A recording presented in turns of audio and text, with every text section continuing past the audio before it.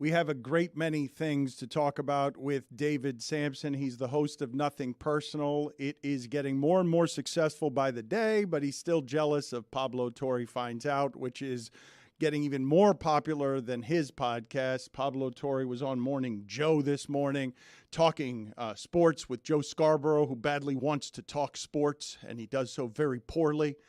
And Pablo was on selling his podcast. What is the nature of your tension with Pablo Torre? Is it simple, or Meadowlark? Is it simply related to he's gotten a grander debut, it seems like, than you have? Or is there another jealousy or something more practical? It just seems that the PR that you are doing, the PR machine that I did not think it existed and certainly has not manifested itself in any help to you, is now somehow churning out appearances for Pablo and articles and opportunities, and he gets to basically text me and then publicize, oh, I'm the number 3 rated podcast. And then Skipper has the gall to call me, you know, we've got 3 podcasts in the top 20 right now, not yours, but we've got 3 in the top 20. Guess what, folks? You'd have more if you actually would put the resources behind those that are good to make them greater and better. So, or just be more likable. No, that it's not even likable. No. There is one problem facing Nothing Personal with David Samson. It's a David Samson portion of the title. Oh, well, thank you, Mike. Thank you. That actually puts everything into perfect focus. And I appreciate you violating our contract because you were not allowed to say it like that during any of my weekly appearances here. You're going to be hearing. Do you guys have in-house counsel at all? I like to say on record that David Samson's podcast, Nothing Personal, every single day is phenomenal. I think it just needs more eyes on it because he's right. If people see that podcast, it's going straight to the top. Juju, would you do me a favor? Because I've just learned here recently that because of a series of mishaps at Meadowlark Media, that David Samson is now in charge of our merch store. Not just his merch store, but also our merch store. Can you, again, do a little bit of a live read for David Samson? It's growing now. His merch store is now expanding into our merch store. He's in charge of it. Can you do a live read for how clean he looks? Absolutely, my boy. I always look clean first and foremost. You already know what's going on, big brother. And I bought 2.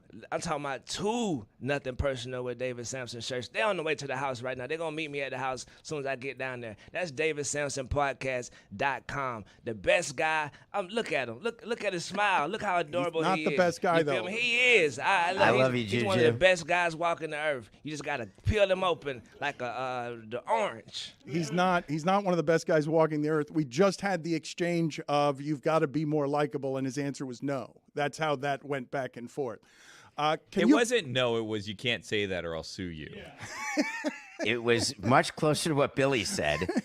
It's just also, it's a false narrative. I think if people would listen to the show, but this isn't about Nothing Personal. This to me is that how many more episodes will Pablo be able to find stuff out? What is the longevity of that concept? Where at some point it's going to run out of cool things to find out. He's got a point. I thought Pablo was supposed to be smart and already know everything, but now apparently he doesn't know anything, and people have to explain stuff. Well, it was a hell of a first week. Like he found out, it's a hell of a podcast. There was a lot of finding out done, but he had 6 months to prepare for that. Yeah, to David's point, once Pablo finds out about the 8 things maybe on this planet that he doesn't know about, then he's screwed. No, when he finds out about everything, he'll just be you. Yeah. Fair enough. What do you make, David Samson, about what is happening with Mel Tucker? Because this is just flabbergasting to me that these specific details that would be written, by a dark comedy writer if they were trying to make fun of some of the things that happen in America today. This guy having these allegations with a woman who is like the most credible, and now victim shaming and her suffering from her confidentiality being released to everybody so that she has to endure what's happening now. How right now, this minute, is it possible from your vantage point, given just what we know now, that Mel Tucker keeps that job. I can't believe he's kept it this long. I can't believe that he still has it, and I've got to assume it's just because attorneys are talking about the buyout. That's exactly what it is, Dan. There is no chance that Mel Tucker coaches another game for Michigan State University. And this is not even talking about what they're still recovering from and likely can never recover from the Nassar situation. But what happened here with Mel Tucker is he's coming out swinging in a way that people who are guilty tend to come out swinging. His lawyers cannot be happy with the statement that he released yesterday. His continuing to deny, and it's the old story, no, it was consensual. And that is the go-to that lawyers tell men to say when there's some sort of assault or some sort of violence or some sort of anything. Hey, no, I promise you, she wanted it too. That is the ultimate in victim shaming and victim blaming. And it's so wholly inappropriate here. And it's so beyond belief, actually, that that's what it was. And the fact that Michigan State has not fired him outright is only money. If he were owed nothing, or a booster would stand up and say, I will pay Mel Tucker his remaining $80 million right now, he would be fired immediately, but they're trying to negotiate. You can tell how desperate he is because in his statement he released, he brought up Jim Harbaugh.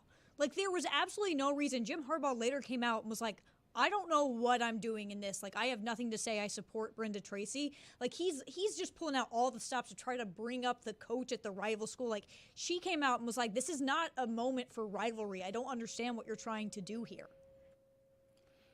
It's confusing to me why it would be allowed. So when there's a lawsuit or when there could be charges, a lawyer's supposed to be able to control his client or her client. That's how it's supposed to work. But sometimes you've got the egos involved where they believe, and we have an example with the former president of the United States who does things where lawyers end up quitting because it's so bad for whatever indictment or lawsuit or issue is forthcoming. And Mel Tucker seems to be doing this as well, and I don't know why, because it's not going to get him a better settlement with Michigan State. It's not going to get him another job. He's going to be Art Briles. There's no doubt about it, and there's no doubt that he should be.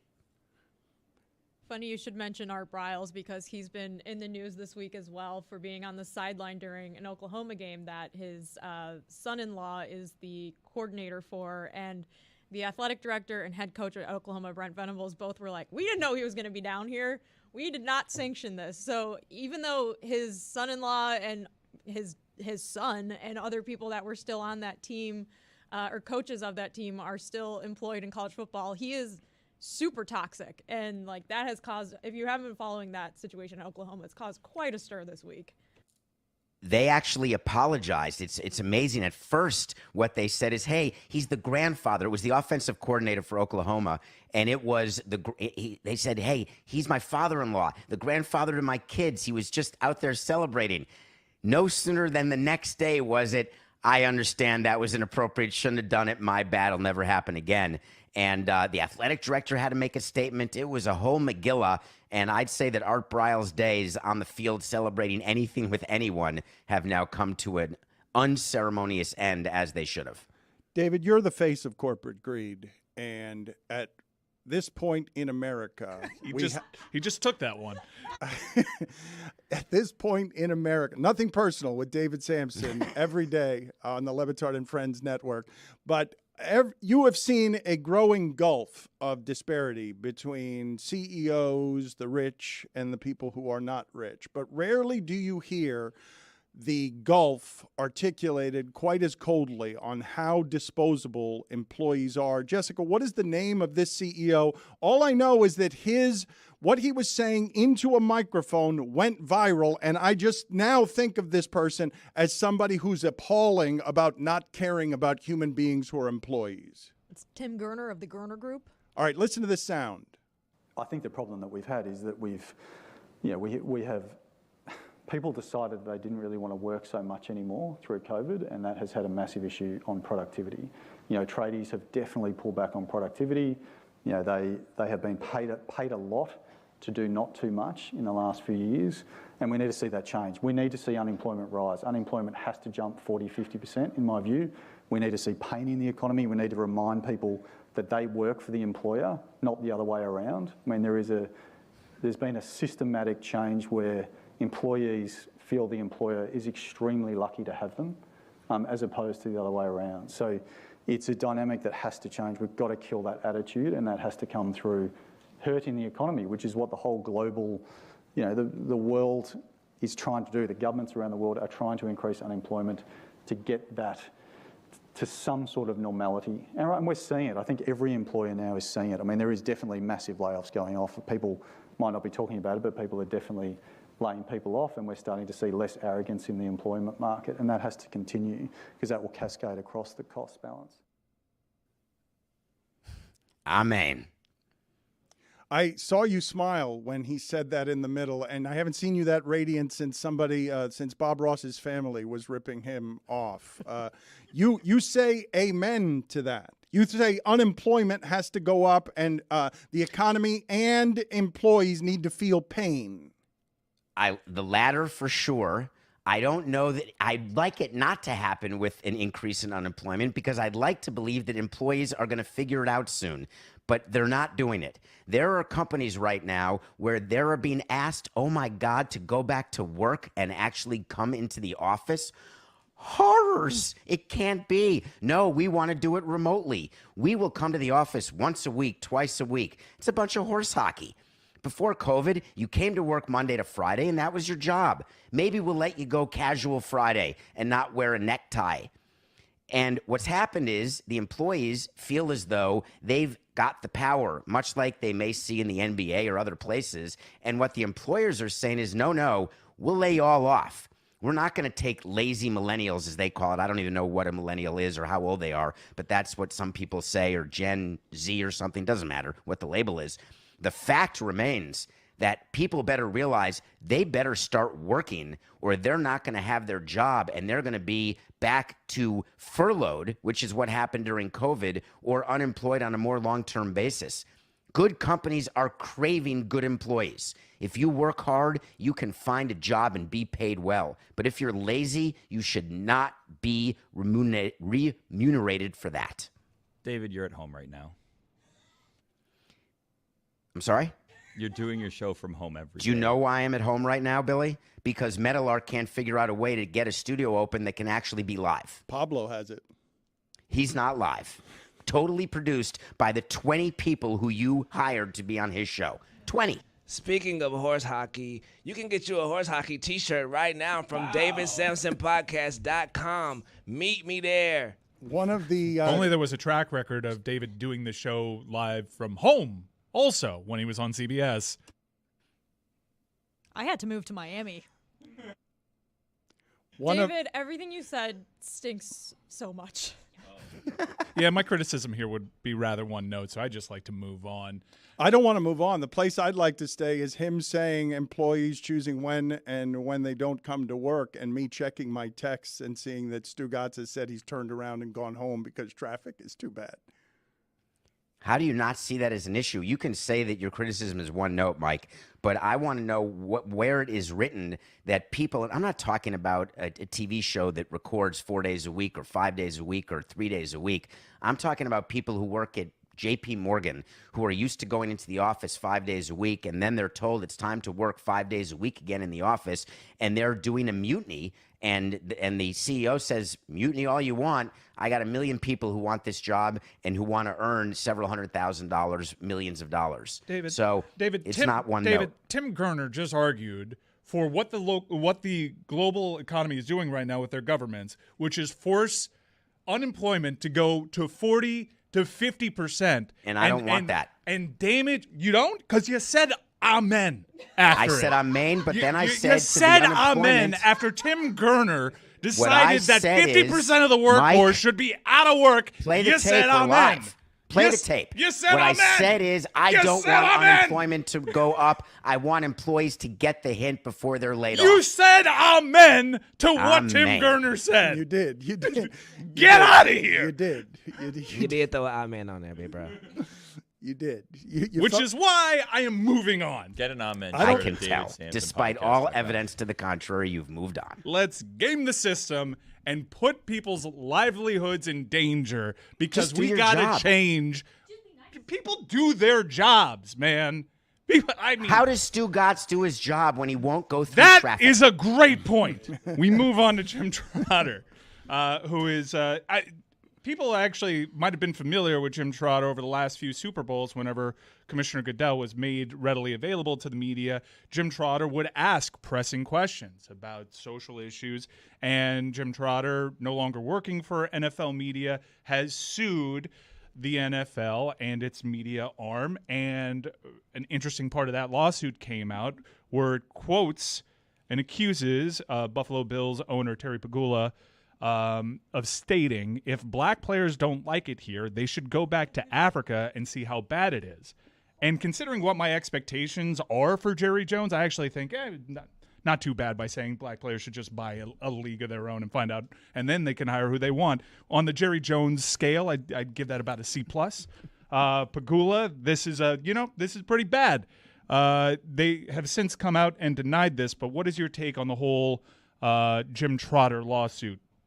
So I'll do a bit shorter here. If you want a longer dissertation, listen to today's Nothing Personal wherever you find your podcasts or on YouTube, where I go into detail about this and why this is a bigger issue than the Brian Flores lawsuit. It should be noted it's the same attorney who represents Trotter, who represented and is representing Brian Flores. The reason why the NFL had to release a statement and had to have Jones and Pegula release a statement is they can't have it anywhere on record that there is any owner who thinks something that specific, as much as the octogenarians likely do. And the reason is that they want to make sure that they have plausible deniability that there is racism within the ownership ranks. If you can't assign it to an individual, then you say it doesn't actually exist. Once an individual is assigned to a statement, then it does exist, and the question is, how deep does it get? But the real question that we have to think about is, does the NFL have the right to not pay somebody to criticize them? And my answer, having worked for a team, is yes. We did not let people work for MLB Network or write on MLB.com who are going to be critical of owners. If they did that, they'd lose their job. Ken Rosenthal, no longer on MLB Network, criticized Rob Manfred. The claim is budget constraints, budget cuts, non-renewal. It's horse hockey, because the reason why Trotter was fired and not renewed is that he wasn't criticizing Jerry Jones specifically. He was impugning the league and Roger Goodell and the fact that there's no diversity and all they do is talk and not act. And the NFL said, we don't want this guy working for us, and that's their right, but they're going to have to settle with him now.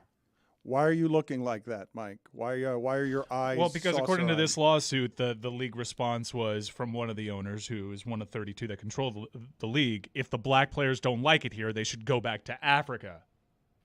That's not exactly what David categorized it as. So I understand his point, but there's some pretty damning indictments from one of the 32 owners.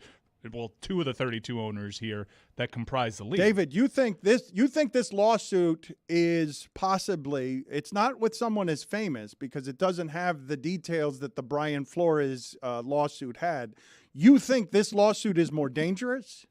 I think it will cause a bigger settlement. I think that Trotter will get more money than Flores, actually, because of, remember, he's suing for wrongful termination. That comment by Pegula, it's a he said. Whether or not it was said, we don't know. But the fact is, where the money is in the wrongful termination. And if you can prove, which is why when we terminated people, we would always say we're eliminating the position. That is a way that your human resources counsel, your outside lawyer, tells you to do it, because then you can't get sued. And we make our employees sign a separation agreement whenever we let them go in order to get severance. And the separation agreement always says we won't sue you. That's pretty standard with employer-employee. What Trotter's after is to not get his job back. It's money. He wants to get paid. And he has a better chance by putting these statements in that the NFL is going to say, oi, we don't want to be anywhere near this. We're going to pay you. Let's play some sound here for David Samson. We're going to have to bleep some of it out. It's the Alabama-Texas game. I saw some numbers here. This Alabama-Texas game did giant numbers, but not as giant as the Colorado numbers. The idea that Deion Sanders' Colorado numbers were bigger than Alabama-Texas floored me. But On the sidelines, Alabama fans can't imagine that they would be very kind when they start losing. And so what you hear in this sound is what some of the Texas players endured. You guys are all go back to the projects. Go back to the projects. Go back to the projects. Let's go. I am very pro free speech, but I would like it for those people to be arrested and put in jail. I would like there to be maybe some deterrent factor where people who exhibited that level of racism are just thrown away with the key thrown away as well. And it's so disgusting, and it's such a poor reflection. And everyone says, oh, it's Alabama. Well, I know a lot of people from Alabama who aren't racist, and it is just horrific. Alabama was questioned about this. They released a statement saying they do not approve. They don't like this behavior at their games. It's not within their morals, and that was pretty much it. Texas hasn't responded to questions about it. And while I applaud Alabama and their administration for coming out and saying that this is not right, they haven't done enough yet.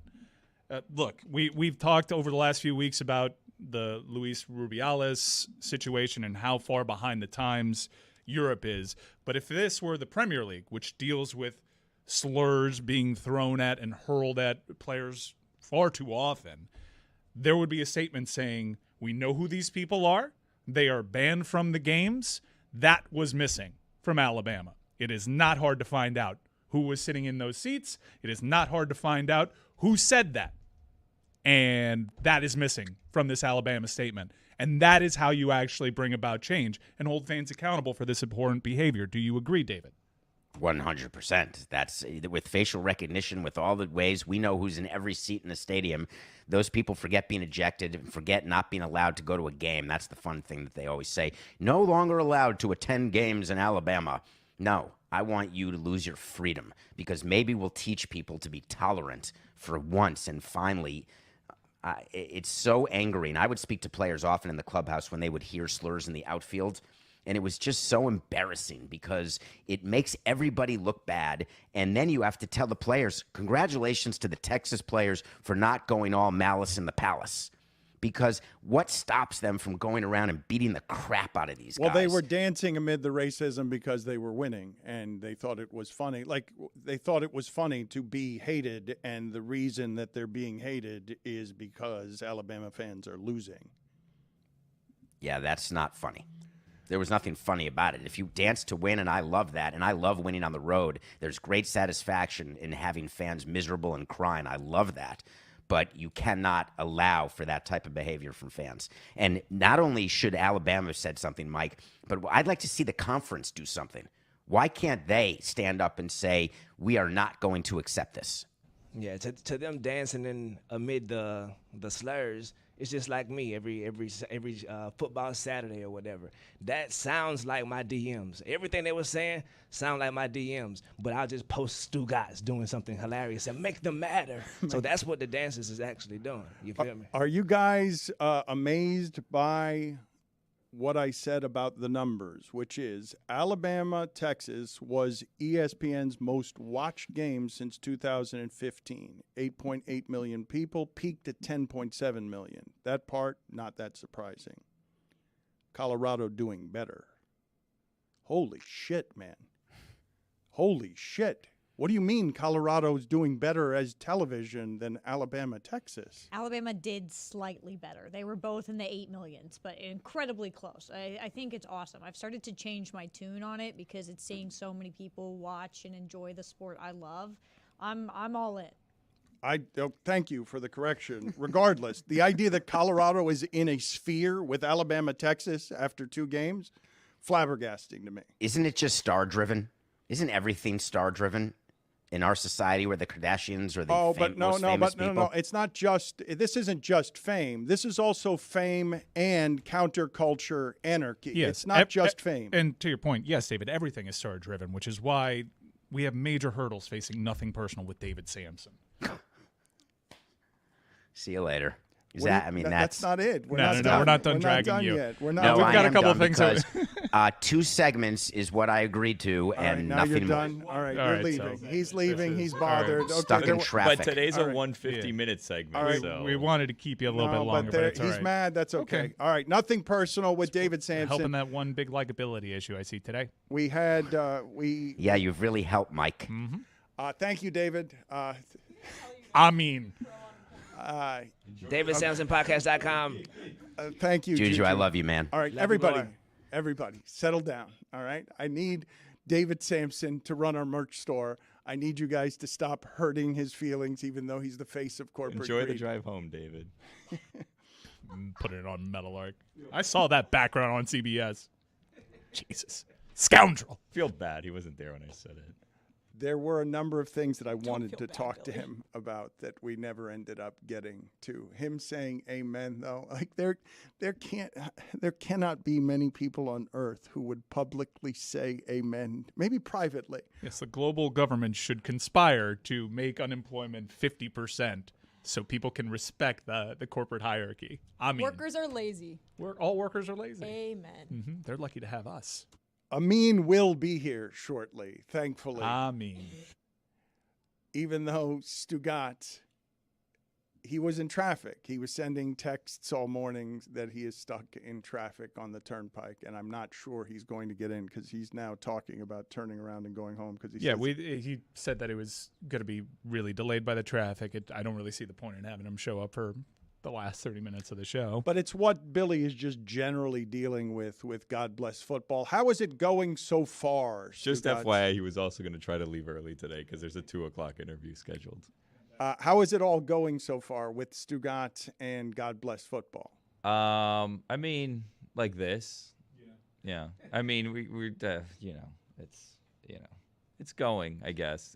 Look, an episode airs now twice a week, so check it out. Lucy was on Monday. We have an episode on Friday. Like, the episodes are coming out. It's not the easiest thing in the world, and now we're having a discussion. Well, I'm having a discussion on, like, we kind of have run out of inventory for this week. You can't just keep booking people to talk about Aaron Rodgers getting hurt because we have a limited number of of segments and times. Like, good, Greeny's coming on now, but you need to then tell Ray Romano that, you don't want him anymore.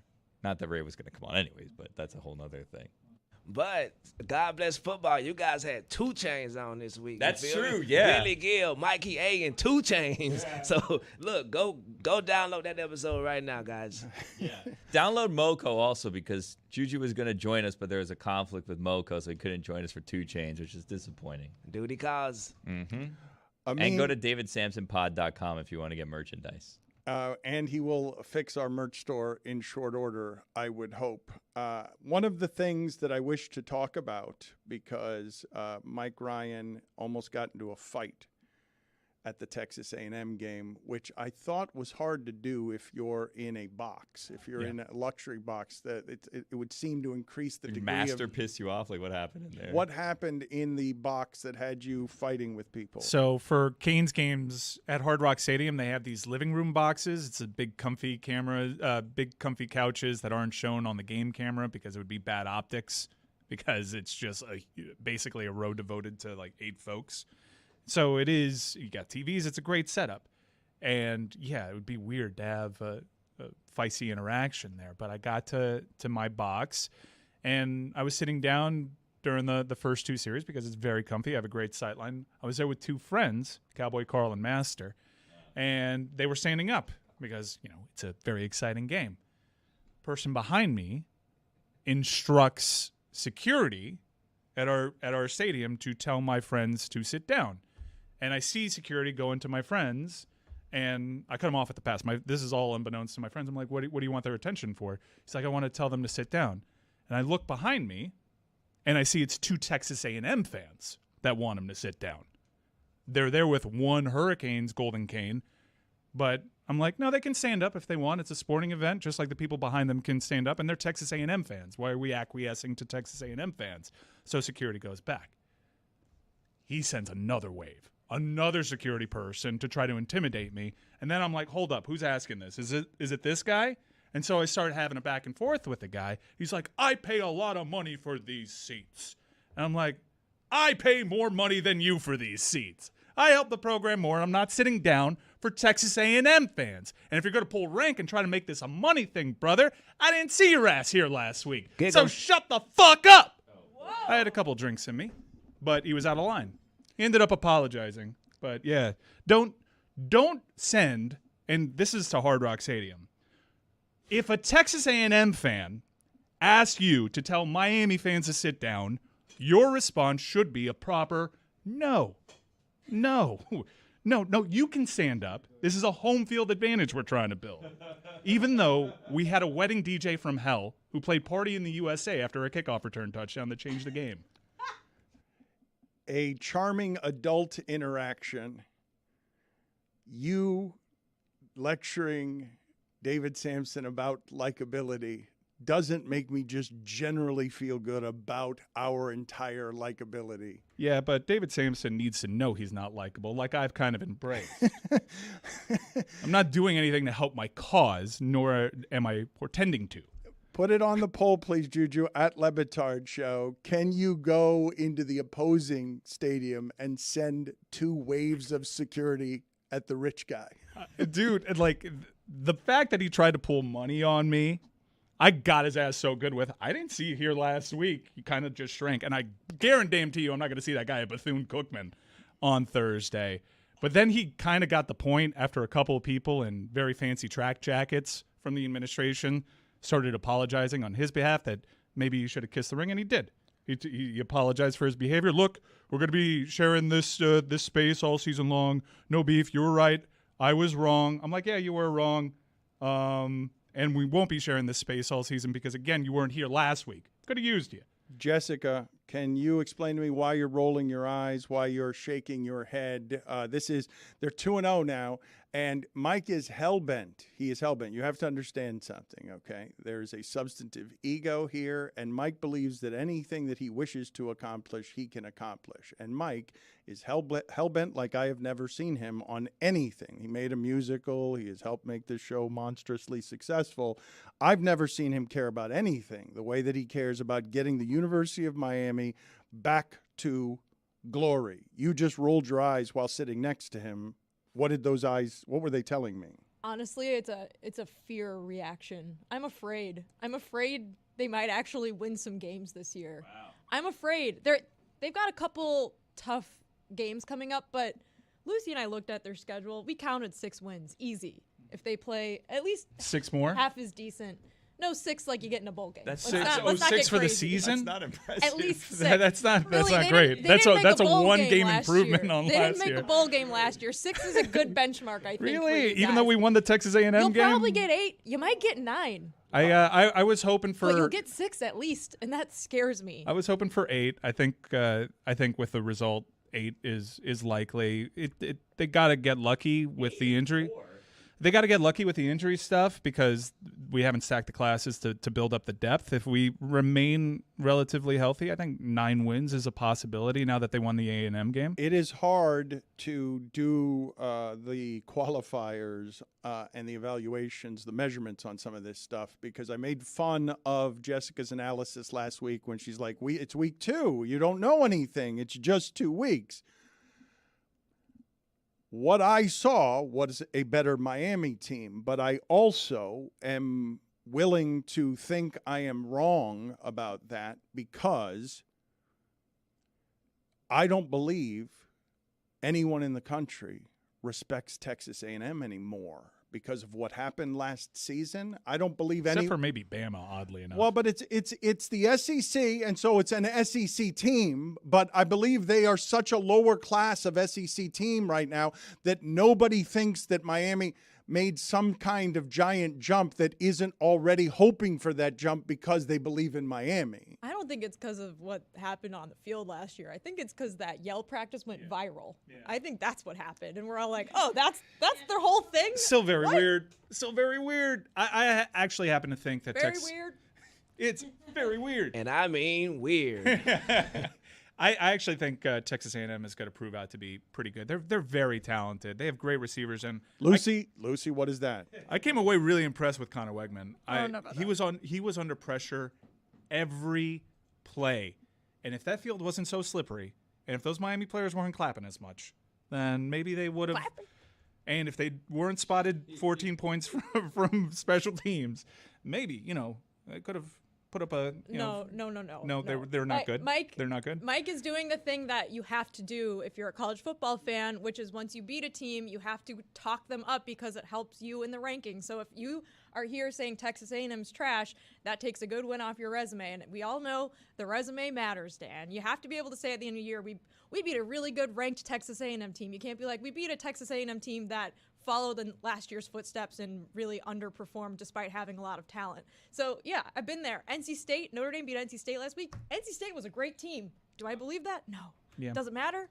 No. Yeah, you're totally right. It's way too early to make a prediction on what they'll be, but from a talent standpoint, they're as talented as anybody. They are talented every single year. That's always the truth with Texas A&M. It doesn't make them good. They haven't been good in a while, but they've always been talented. Here's what I know. Miami had a block punt after their Iowa very first series, gave Texas A&M a short field, and then when they finally got a stop, they muffed the punt just like they did last year with Tyreek Stevenson, and it gave them another short field for a touchdown. When Miami did that before, that's quitting time. They're over. And to battle back and put up a damn near 50 burger with fewer possessions like that is really impressive from Miami, and the resiliency is what I took away from that, really. Miami is definitely better this year than they are last year, but beating Texas A&M isn't the standard for being a good team. Pretty much everyone does that. They have a really easy schedule.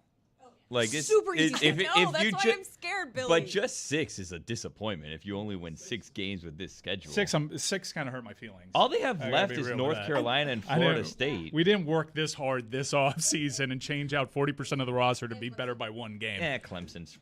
I didn't say you were going to go 6-6. I just said you're going to make a bowl game this year. That's why I said 6. Okay. Wow. It's unfortunate. What kind of bowl are we thinking? Where's Mike going to go to with Cowboy? We're thinking Holiday Bowl right now as a projection. San Diego? Against Oregon State. I'm not doing that week 2. Not doing it. No, come on. Nope, I'm not doing it. You don't want to talk Holiday Bowl? This is what I am Diego's doing, great, though. in What I am January, going to December. do is I am going to question the group on something Mike Ryan just said, because we love to say this about our teams, the word resilient. God, you hear that so much in sports.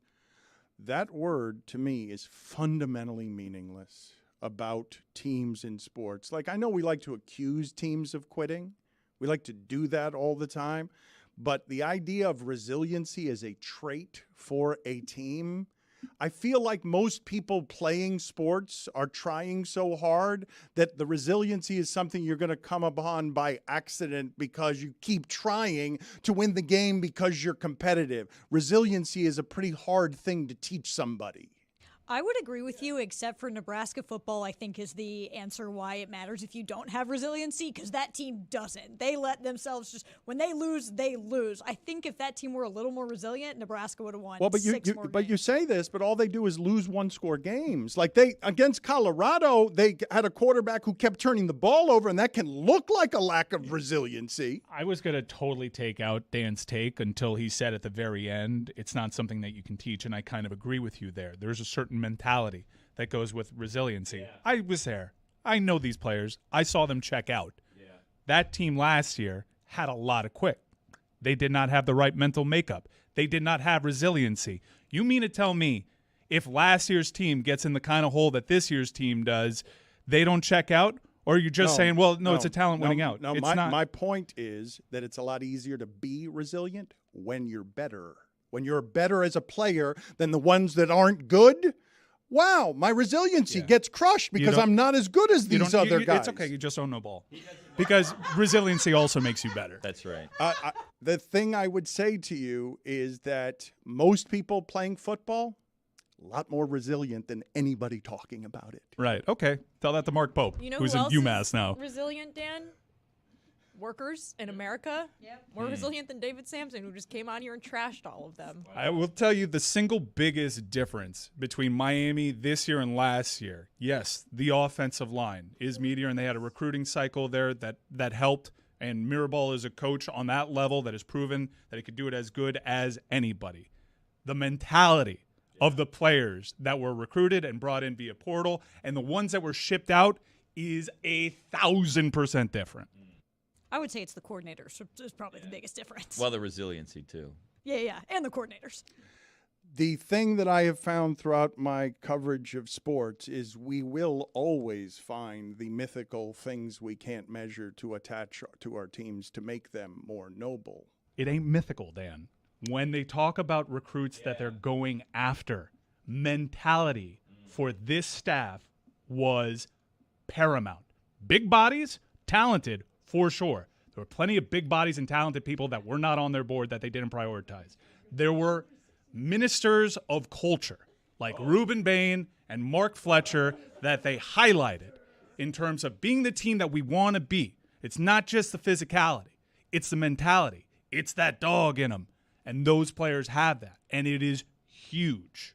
I think that's also something, though, that comes from having a coach that motivates you. And a coach can give up on a team halfway through the season and not be able to motivate them if he's like, well, these players are just bad. They're not my players. Didn't you tell us Mario didn't want to go to a bowl game last year? No, because it gave him a heads up on why would he go to a bowl game as a 6-win team when he can spend that time doing what he did and have he can spend time on the trail. And I think one of the things that is different this year than other years where we might have gotten excited about, Manny Diaz, Rhett Lashley, that offense shows promise, and this defense is good, is you have a guy in Mario Cristobal that's done it.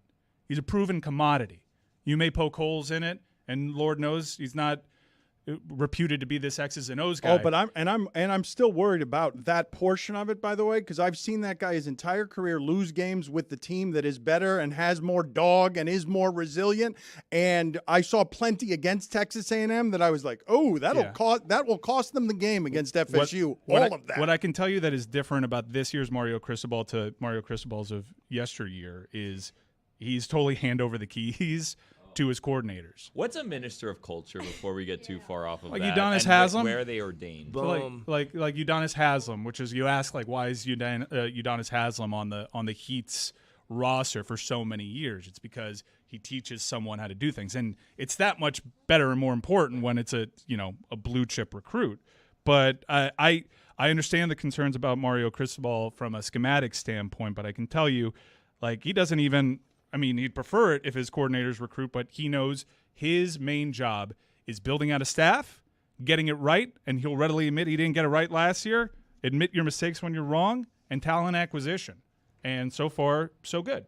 I like the visual of Mario Cristobal's of yesteryear just being all of the dead bodies at the end of the Prestige, and they're all just different Mario Cristobals, and he's been cloning himself every year, just trying to get the right formula of being able to maintain talented quarterback play, recruit, and call plays in a game. But the Mario Cristobals of yesteryear, I think people kind of bypass his pedigree because it's FIU back there, and last year was an embarrassment. Again, he'd tell you that himself. He won a Rose Bowl, and he was a part of Nick Saban's staff. He was a part of the people that were able to totally raid the state of Florida, bring guys like Julio Jones in. As a player, he certainly knows what it takes. Like, he is someone that is well familiar with what it takes to be an elite program. I will tell you that in college, and this is one of the reasons I laugh and I say, do you understand how much more resilient the people who do this, choose this as a living, are than the people talking about this for a living? I was terrified in college of Mario Cristobal and his brother. His brother Luis was vastly more terrifying than Mario. Mario was one kind of psychopath who had to eat 100 pounds in meatballs to be 100 pounds heavier than he is now. His brother, and I think he'll tell you this as well, even scarier than Mario. However, when it's the fourth quarter, and I don't need resiliency, I need my team to not be sloppy and the play calling to be solid because you're not going to get penalties and you're not going to – didn't they call a timeout one time with 13 players on the field out of halftime or something? Didn't they have a couple of things where you're like, how does that even happen? And good luck when FSU has exactly the same number of athletes that you do. Probably more, yeah. And the winning is in the margins on that stuff. But, I mean, Dan, this is not – I would love to beat FSU this year. Their program is further along.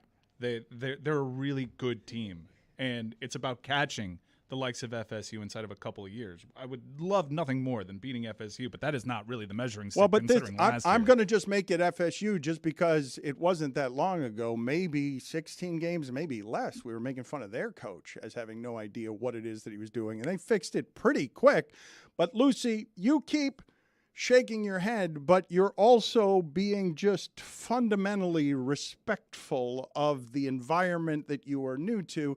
So when Mike Ryan comes in with Minister of Culture and Ministers of Culture after 2 games, are you fundamentally aware of how much worse that's going to get if they keep winning? If after 2 games he's already hitting you with a whole church of culture. Miami Heat stuff is coming, but he doesn't care about the Miami Heat the way he cares about this. I've never seen him care about anything the way he cares about this. I've been pretty nice and quiet about it because you guys have let me come here and talk about Iowa a lot, and I'm afraid that if I stop being nice about it, you're going to stop letting me talk about Iowa. And we've got a great Iowa video that I want to get to. The quarterback? Is it the quarterback? Yeah, Let's just do it now. Let's give Lucy what the equivalent of throwing flowers on stage for a performer, because she's been kind enough to tolerate Mike Ryan's Ministers of Culture. See, it's already working. Our level of communication up front and with me, the backs, and, really everyone just being on the same page, because we know these guys are going to come a lot. I mean, there's but we have to be on key with our hots. We got to be on key with our protection. So, damn it, I was not expecting that, but yeah, we'll be. That's my quarterback. That is my quarterback. What a college ape. It's so wonderful. His hair is also wonderful. Straight out of O-Town. First offensive pass touchdown on an opening drive since 1991 by Iowa football, thanks to that guy who can't say the verb come without giggling to himself during a press conference. Oh, do you know? It wasn't after 2 games. I was talking about guys like Ruben Bain and Mark Fletcher during the recruiting cycle. Wow. In terms of being that dog. Yeah. Billy, how worried are you about all of this? How worried are you about Life? University of, I know you're worried about life in general, but the University of Miami being good is going to make it hard to work around Mike Ryan's culture stuff. Yes, probably. I mean, they're going to have a good record, right? But they're not going to win the ACC. Well, but I can't say that after the first 2 games. I was very encouraged, obviously, for obvious reasons, by what happened with Texas A&M. But I think Texas A&M is living off of the fumes of, we paid a coach a bunch of money, we always get the recruits, but we are not Johnny Manziel's school anymore. That is not what we can do to you. You know why? Because our quarterbacks are never any good. Well, their quarterback is really good now, and I actually think one of the main issues facing Texas A&M is mentality, because it's not talent. Well, the grass, too, was an issue. Well, the grass and the simulating the snap count, clearly. But if Dan was arguing talent makes the resiliency, then that should be one of the most resilient punches in the nation. What I am arguing, I'm not arguing that talent makes resiliency. I'm arguing that talent looks like resiliency. Talent often looks like resiliency, because if you're that much better than everybody else, sometimes you can come back from 21-0, and it's not because you don't have any quit in you. It's because you're better than the other guys, and you shouldn't have been down 21-0 in the first place. I used to be just like you. I used to think intangibles weren't as important, and the closer that I got to things last year, the more I realized that we had a lot of problems, primarily the coaches that we hired last year, and Alabama's facing one of those issues right now.